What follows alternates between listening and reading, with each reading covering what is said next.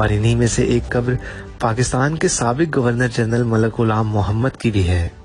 اب یہاں سوال یہ پیدا ہوتا ہے کہ ملک غلام محمد کو مسلمان ہونے کے باوجود کرسچنز کے قبرستان میں کیوں دفن کیا گیا؟ ناظرین، ملک غلام محمد نے انگریز سرکار سے آزادی کے بعد 15 اگست 1947 کو بطور پاکستان کے وزیر خزانہ حلف اٹھایا اور 19 اکتوبر 1951 تک اس عہدے پر برقرار رہے۔ اس کے بعد انہوں نے 17 اکتوبر 1951 کو بطور گورنر جنرل پاکستان عہدہ سنبھالا اور 6 اکتوبر 1955 تک اس عہدے پر برقرار رہے۔ ملک غلام محمد نے گورنر جنرل کے عہدے پر رہتے ہوئے پاکستان کی تاریخ میں ایسے فیصلے کیے جنہوں نے آنے والے سالوں میں ملک کو شدید مشکلات میں دھکیل دیا۔ اگر یوں کہا جائے کہ ان کا سیاسی کردار ملک کے لیے نقصان دہ ثابت ہوا تو کچھ غلط نہ ہوگا۔ خیر، یہ ایک طویل بحث ہے۔ اس وقت مرکزی نقطہ یہ ہے کہ مسلمان ہونے کے باوجود ملک غلام محمد کو گورا قبرستان میں کیوں دفن کیا گیا؟ ناظرین، ہوا یہ کہ بلڈ پریشر، لکوے اور فالج کے مریض ملک غلام محمد 12 ستمبر 1956 کو 61 سال کی عمر میں اپنے آبائی شہر لاہور میں فوت ہوئے، جس کے بعد ان کو کراچی کے گورا قبرستان میں دفن کیا گیا۔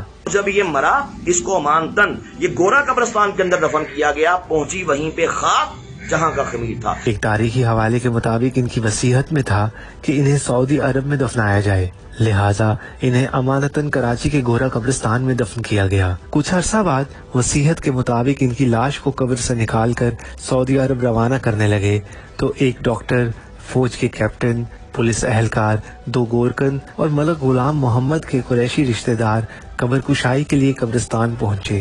گورکن نے جیسے ہی قبر کھودی اور تختے ہٹائے تو تابوت کے گرد ایک سام چکر لگاتا دکھائی دیا۔ گورکن نے لاٹھی سے اس سام کو مارنے کی کوشش کی مگر وہ ہر وار سے بچ گیا۔ پولیس کے سب انسپیکٹر نے اپنی پستول سے 6 گولیاں داغ دی مگر سام کو ایک بھی گولی نہ لگی۔ ڈاکٹر کی ہدایت پر ایک زہریلے اسپرے کا چھڑکاؤ کر کے قبر عارضی طور پر بند کر دی گئی۔ 2 گھنٹے کے بعد جب قبر دوبارہ کھودی گئی تو سانپ اسی تیزی سے قبر پر چکر لگا رہا تھا۔ چنانچہ باہمی صلاح مشورے کے بعد قبر کو بند کر دیا گیا اور اگلے دن ایک مشہور اخبار میں چھوٹی سی خبر شائع ہوئی جو کچھ یوں تھی کہ سابق گورنر جنرل پاکستان ملک غلام محمد کی لاش سعودی عرب نہیں لے جائی جا سکی اور وہ اب کراچی میں ہی دفن رہے گی۔ ناظرین، ملک غلام محمد کی لاش دنیا میں ہی عبرت کا نشان کیوں بنی اور انہیں مسلمانوں کے قبرستان میں جگہ نصیب کیوں نہیں ہوئی؟ اس کی وجہ بیان کرنے والے بتاتے ہیں کہ ملک غلام محمد جب گورنر جنرل پاکستان تھے تو انہوں نے 1953 کی تحریک ختم نبوت صلی اللہ علیہ وآلہ وسلم میں قادیانیوں کو خوش کرنے کے لیے 10,000 کے قریب مسلمانوں کو لاہور کی سڑکوں پر شہید کیا۔ لاہور کی گلیوں کو تحریک ختم نبوت صلی اللہ علیہ وآلہ وسلم کے سپاہیوں کے خون سے رنگین کر دیا اور قادیانیوں کو نوازنے میں تمام حدیں پار کر دی، اور پھر دنیا نے دیکھا کہ ملک غلام محمد کو مسلمانوں کے قبرستان میں جگہ تک نہ نصیب ہوئی اور سعودی عرب میں دفن ہونے کی خواہش کی راہ میں بھی قبر کے سام رکاوٹ بن گئے۔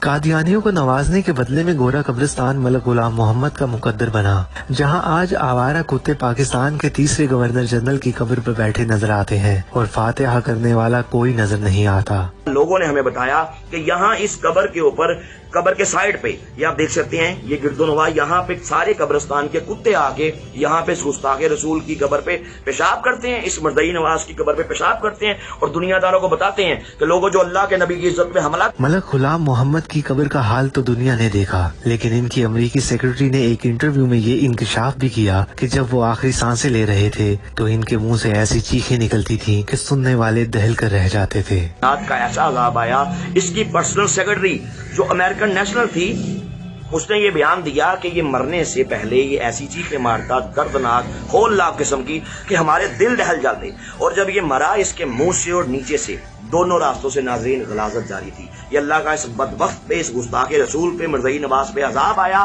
ناظرین، پاکستان کے تیسرے گورنر جنرل کا عبرتناک انجام آج کے حکمرانوں کے لیے بھی سبق ہے جو گاہے بگاہے قادیانیوں کو نوازنے کی کوشش کرتے رہتے ہیں۔ اللہ عز و جل امت مسلمان کو تمام فتنوں سے محفوظ فرمائے اور فتنہ پھیلانے والوں اور ان کے مددگاروں کو نیست و نابود فرمائے، آمین۔